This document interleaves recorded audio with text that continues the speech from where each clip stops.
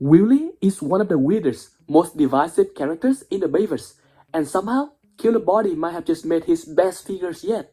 But before you get excited, there's one big catch that might stop a lot of collectors from buying this. Killerbody has officially reviewed and released full details of the MRP-03 Wheelie.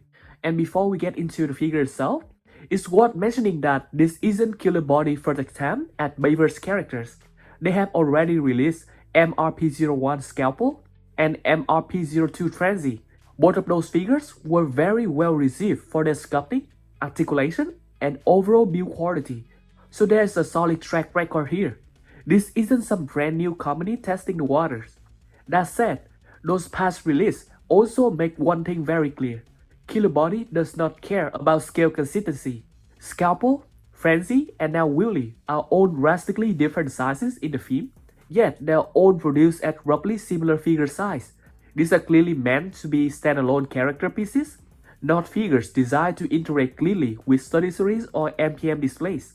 And honestly, for Wheelie, that approach kind of works. Wheelie first appeared in Transformers Revenge of Fallen as a Decepticon scout sent to Earth to steal the fragments of Yo's spark. The missions went very badly. After being discovered by Michaela, who famously burned his eyes with a welding torch and locked him into a toolbox, Wheelie eventually ended up tagging along with Sam, and ultimately switched allegiance to the Autobots. He's chaotic, annoying, and ridiculous, but also weakly memorable, which makes him a perfect candidate for character-focused figures like this. MRP-03 Wheelie stands about 15cm to 16cm tall.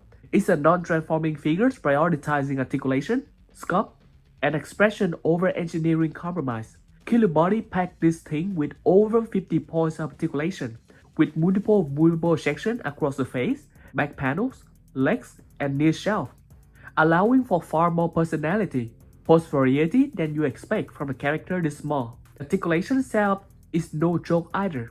You get multiple bone joints, metal rivet joints, and even damn hydraulic shock absorbers, which feel borderline overkill, but in the best way.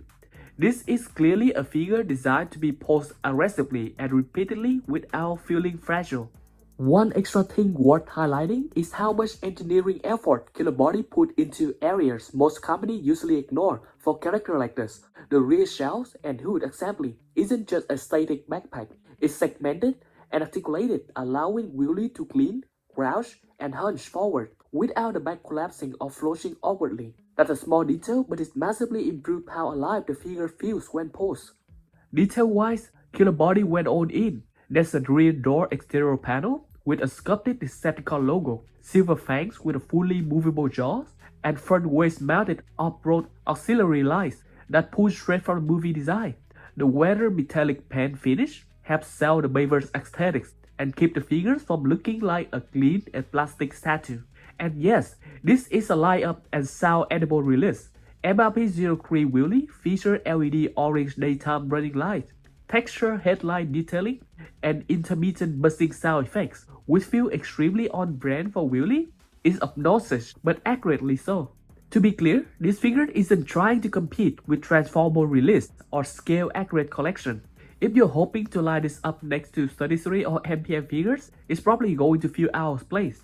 But if you have enjoyed Killerbody previous release like Scalpel, Frenzy, and just looking for a high quality, expressive display piece, this Wheelie fits right into that layer. And love people hate him, but it's honestly refreshing to see a weird niche Bayverse character get this level of attention. So, I'm curious where you land on this one. Is Killerbody doing the right things by prioritizing details and presence, or do Transformer figures have to scale properly no matter what? Let's talk!